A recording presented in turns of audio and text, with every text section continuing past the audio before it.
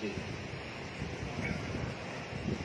مہینہ محرم دا ہر سال آوے، مہینہ محرم دا ہر سال آوے، ہزاراں مصائب دے عنوان لے۔ مہینہ محرم دا ہر سال آوے، ہزاراں مصائب دے عنوان لے کے کھلوتا ہے تیراں تے تیغاں دی زد وچ، کھلوتا ہے تیراں تے کھلوتا ہے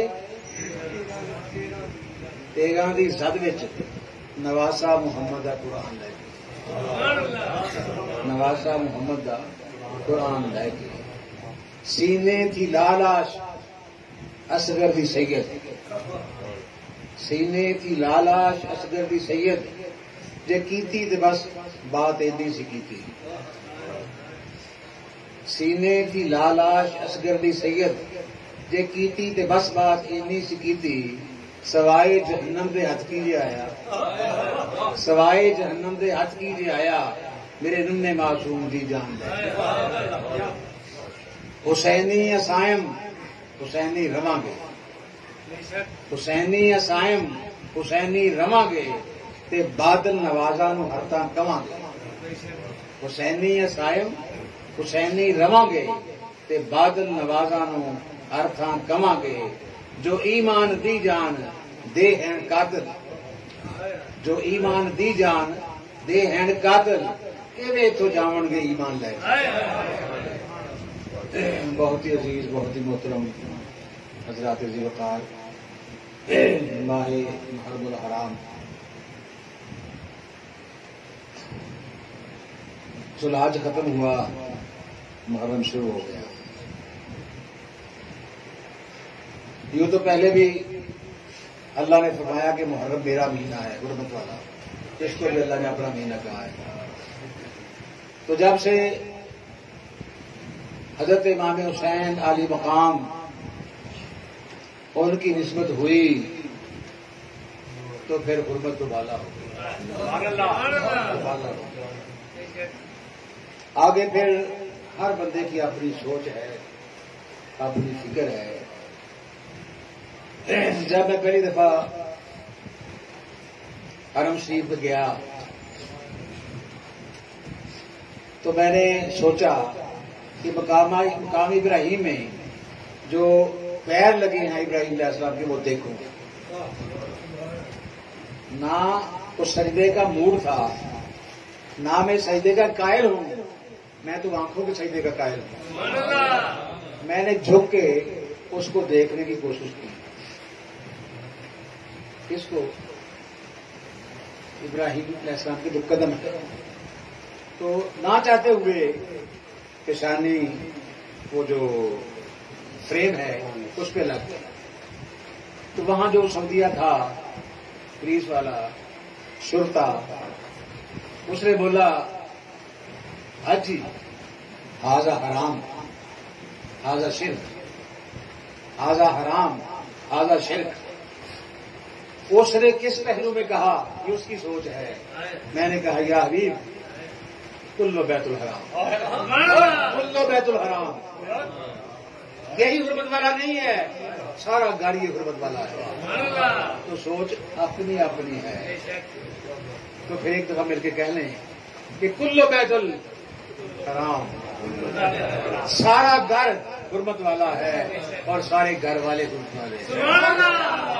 کلو بیت الحرام۔ تو غربت تو پہلے بھی تھی،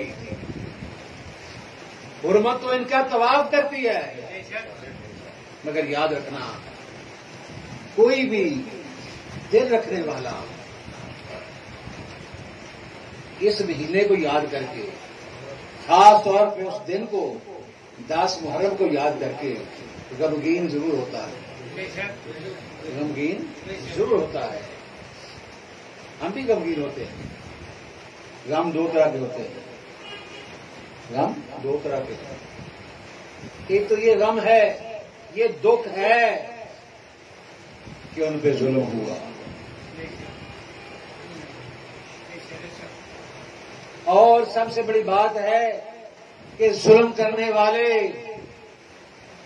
ان میں بھی نمازی ہیں، روزہ دار بھی ہیں، بلکہ صحابی بھی ہیں، صحابیوں کی اولاد بھی ہے. یہ بھی دکھ ہے.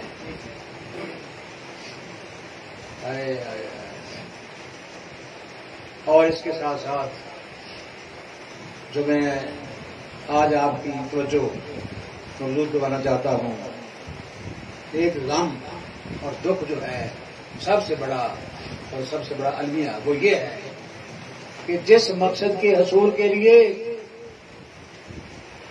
انہوں نے اتنے دکھ اٹھائے، سب کچھ قربان کیا. ہم محبت کا دعویٰ تو کرتے ہیں نا، کیا ہم نے جس مقصد کے حصول کے لیے انہوں نے قربانیاں دیں اس مقصد کو ہم نے پایا؟ اس مقصد کو ہم نے سمجھا؟ اس مشن کو ہم لے کر آگے چلے؟ یہ بھی دکھ کی بات ہے. یہ بھی دکھ کی بات ہے. ہم محبت کے دعوے دار تو ہو گئے. محبت تقاضا کرتی ہے اتباع کا، اطاعت کا، ان کے رنگ میں رنگ ہو جانے کا. اس بات کا بھی غم ہے، اس بات کا بھی غم ہے. ان کے فضائل کوئی بیان نہیں کر سکتا.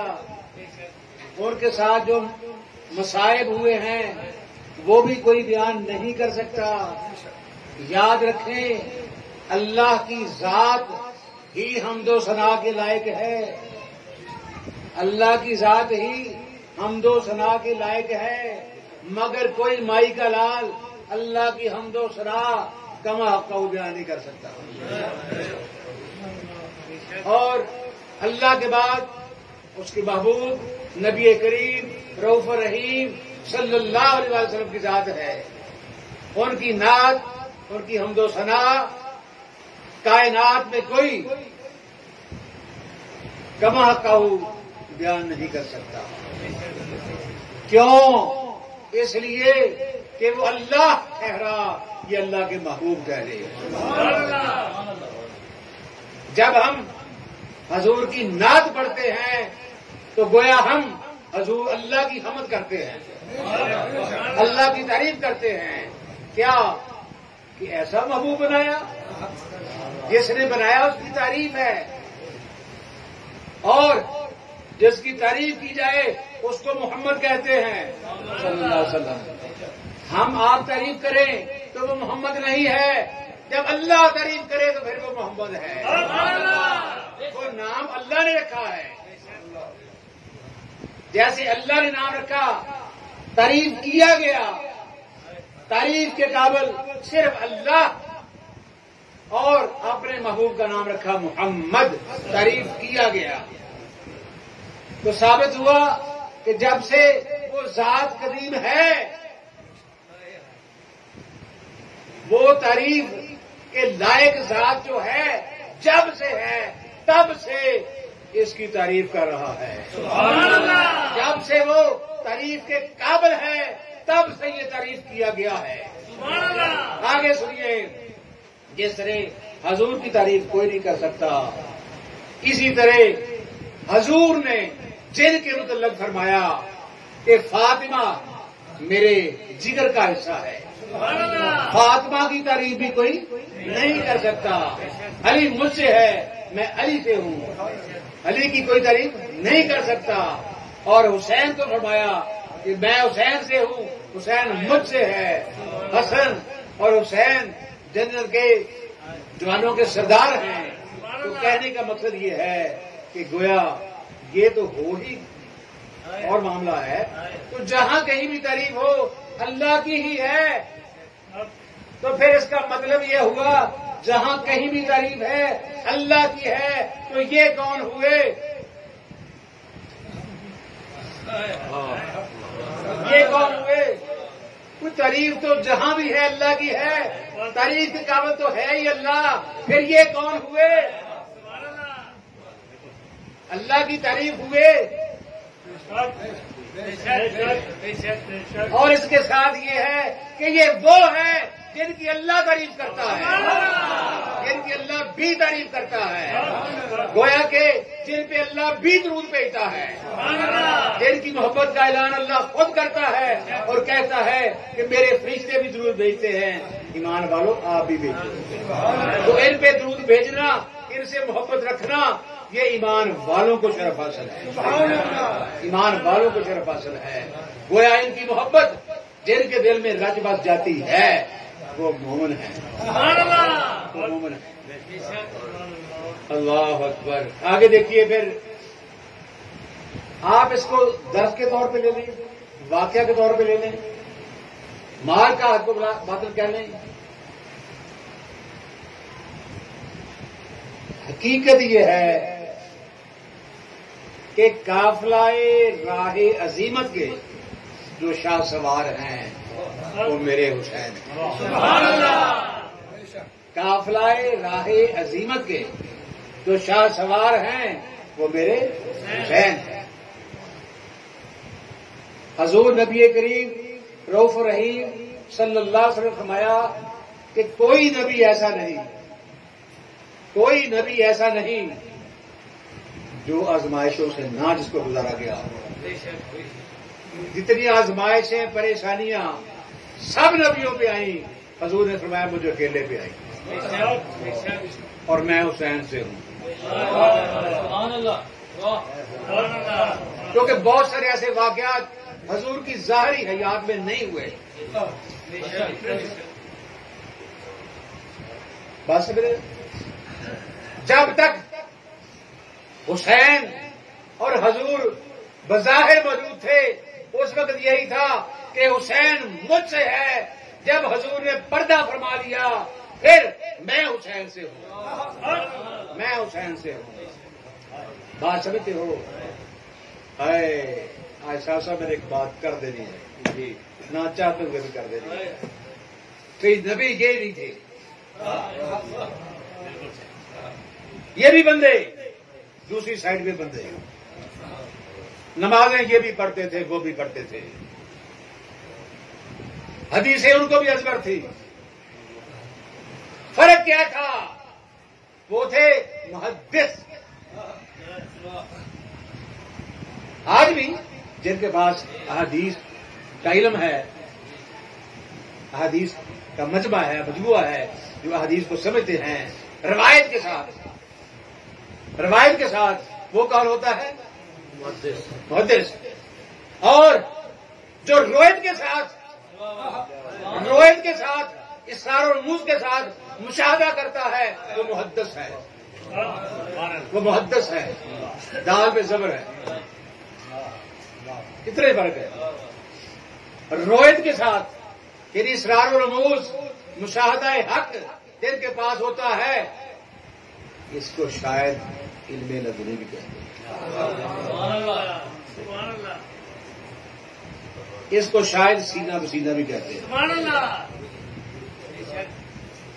اب تو سائنس نے ثابت کر دیا، سورہ نمل میں دیکھیں تو کیا ہے یار، چیونٹی ایسے ہی ہے، وہ باتیں نہیں کرتی، چیونٹی باتیں نہیں کرتی، منہ کے ساتھ منہ لگاتی ہے، منہ سے کچھ نکال کر اس کے منہ میں ڈال دیتی ہے، پورا سسٹم اس کے اندر چل جاتا ہے۔ تو جنہوں نے لعاب مصطفیٰ میں لیا، پیچھے کیا رہ گیا؟ پورا سسٹم جو ہے وہ تو منتقل ہو گیا۔ ایسے ہی منتقل ہوتا رہنا۔ تو ان کو میں دعوت فکر دیتا ہوں جو کہتے ہیں کہ حضور نے نسب ختم کیا، خود نسب ختم کیا۔ مولا کائنات نے فرمایا کہ نسبی فخر جہالت کی لعنت ہے، بے شک ایسے ہی ہے۔ مگر یاد رکھنا، جس نسب کی نفی ہے، جس نسب پہ فخر کرنا جہالت ہے، وہ بیٹے سے شروع ہوتا ہے، بیٹی سے شروع نہیں ہوتا، وہ بیٹی سے شروع نہیں ہوتا۔ اور اگلی بات، یہ وہ ذات ہے جو تمام تر تعریف کے قابل ہے، اور ان کے نانا محبوب ذات ہیں، وہ ذات ہے، یہ محبوب ذات ہیں۔ اور آگے پھر جب فرمایا کہ ذرا تھوڑا سا اندھیرا کیجیے، کالی کملی ہر کوئی اس روشنی کو نہیں دے سکے گا. پھر کیا ہوا؟ علی آجا، فاطمہ آجا، حسن آجا، حسین آجا، ساتھ والے ان کی عظمت کو سلام. انہوں نے اجازت مانگی کہ ہم بھی آپ بھی حق پہ ہیں، آپ بھی بہت بہتر ہیں، مگر اللہ کی رضا یہی ہے. اللہ فرماتا ہے کہ جب 5 ہو چھٹا میں ہوتا ہوں.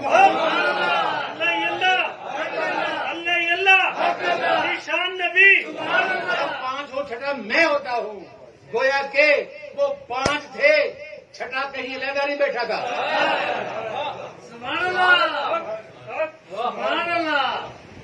بات سمجھ رہے ہو؟ تو اس حوالے سے یہ کب نصب ہوا یار؟ یہ تو ذات کے رنگ ہیں، ذات کے بے ذات کے رنگے ہوئے رنگ ہیں. اور کیوں چھپایا بھی؟ اس میں کیوں چھپایا؟ کوئی راز تو ہوگا، راز تو ہوگا. وہاں بیٹھ کے اللہ سے یہی کہا نا کہ میں ان سے پیار کرتا ہوں، یہ میری اہل بیت ہے، تو بھی پیار کر. یہ پردے کی کون سی بات ہے؟ وہ تو ویسے بھی حضور فرماتے ہیں، بہت ساری حدیث میں موجود ہے کہ جو ان سے پیار کرتا ہے یا اللہ تو ان سے پیار کر، جو ان کو تکلیف دیتا ہے تو بھی اس سے ناراض ہو جا. وہاں کون سا راز تھا؟ کوئی سمجھ نہ پایا، کوئی سمجھ نہیں سکتا کہ وہ راز کیا تھا. وہ راز کیا تھا؟ چھٹی ذات ہے، 5 وجود ہیں، چھٹی ذات ہے، بھی کچھ نہ کچھ تو دیا ہوگا. دیے سے دیا تو جلا ہوگا، دیے سے دیا جلا ہوگا، مگر پردے میں. جب اس پردے میں سارے پردے چاک ہو گئے ہوں گے، سارے پردے چاک ہو گئے ہوں گے، تو پھر آگے سب کچھ سمجھا دیا ہوگا کہ قیامت تک کیا ہونا ہے. اللہ قادر ہے، اللہ کی مرضی کے بغیر کوئی پتہ نہیں ہلتا. منشا عزتی ہر منشا پہ غالب ہے، منشا عزتی ہر منشا پہ غالب ہے. ہر کوئی اللہ کی رحمت کا امیدوار ہے، مگر رحمت کی صورت رحمت العالمین کی صورت میں، اور منشا عزتی کی یہ صورتیں ہیں. یاد رکھنا 1,24,000 پیغمبر، حضور کے صحابہ، حضور کے غلام، واقعہ کربلا سے پہلے تک جتنے صحابے مقام اور مرتبہ ہستیاں اللہ کی برگزیدہ، ان تمام کی کاشیں رنگ لائی ہیں 10 محرم. بات سمجھ رہے ہیں؟ ہر اینگل پہ، ہر اینگل پہ نبی نہیں ہے. میں جب کہتا ہوں نبی نہیں ہے تو اس کا مطلب کہ ان کی شان کم ہوتی ہے. یہ ثابت ہوا امام مہدی بھی آئے گا، عیسیٰ علیہ السلام بھی آئیں گے، عیسیٰ علیہ السلام نبی ہوں گے مگر مقتدی ہوں گے امام کے. یہ امام کو شرف ملا ہے. حسین امام ہیں، حسین امام ہیں، علی امام ہیں، علی خلیفہ بھی ہے اور امام بھی ہیں. یاد رکھنا ہر امام خلیفہ ہوتا ہے، ہر خلیفہ امام نہیں ہوتا. کیونکہ آدم علیہ السلام کی اولاد آدمی خلیفۃ اللہ، اللہ کی خلافت سب کے پاس ہے. وہ خلافت نہیں کھلتی جب تک وقت کا امام کھول لینا. وہ خود بھی خلیفہ ہوتا ہے اور امام بھی ہوتا ہے، نہ وہ خلیفہ کہلاتا ہے نہ وہ امام کہلاتا ہے. یہ عقدہ کشائی ہے. یہ کیا ہے؟ عقدہ کشائی ہے. ہر بندہ اپنی نظر سے دیکھتا ہے، اپنی نظر سے دیکھتا ہے. اس وقت ضرورت جو ہے نا یار، کون کہتا ہے کہ ہم ماتم نہیں کرتے؟ کون کہتا ہے ماتم نہیں کرتے؟ ہم ہر اس عقل کا ماتم کرتے ہیں، عقل پہ ماتم کرتے ہیں، اس سوچ پہ ماتم کرتے ہیں جو یزیدی سوچ سے ملتی ہے، جو یزیدی سوچ کی پیروکار ہے، جو یزیدی سوچ کو پرموٹ کرتی ہے۔ ہم ہر اس عقل کو، عقل کا ماتم ہی نہیں کرتے بلکہ ہم لعنت بھیجتے ہیں۔ اس لحاظ سے جہاں حسین کی مدح سرائی ہونی ہے، دوسروں کی آٹومیٹکلی رسوائی ہونی ہے، رسوائی ہونی ہے۔ بات سمجھ؟ ہاں جی۔ کچھ لوگ ہوتے ہیں بدبخت، ان کے آگے حقیقت بھی رکھ دی جائے تو وہ آنکھیں بند کر لیتے ہیں، مگر یہ حقیقت روز روشن کی طرح عیاں ہے کہ حسین حسین حسین کا بچپن ہو تب بھی بادشاہ ہے، حسین جوان ہو تب بھی بادشاہ ہے، حسین بوڑھا ہو تب بھی بادشاہ ہے، حسین بظاہر زندہ ہو تب بھی بادشاہ ہے، حسین شہادت کے بعد بھی بادشاہ ہے۔ جب تک اللہ کی توحید بیان ہوگی حسین زندہ ہے، جب رسول کی رسالت زندہ ہے جب تک حسین زندہ ہے، بلکہ میں یہ کہوں گا کہ جب تک حسین زندہ ہے توحید زندہ ہے، جب تک حسین زندہ ہے رسالت زندہ ہے۔ اس لیے کہ شاہ ہست حسین، بادشاہ ہست حسین، دین ہست حسین، بدی پناہ ہست حسین، سرداد نداد دست در دست یزید، حقہ کے بنا لا الہ ہست حسین۔ ایک بات خاص طور پہ نوٹ فرما لیں،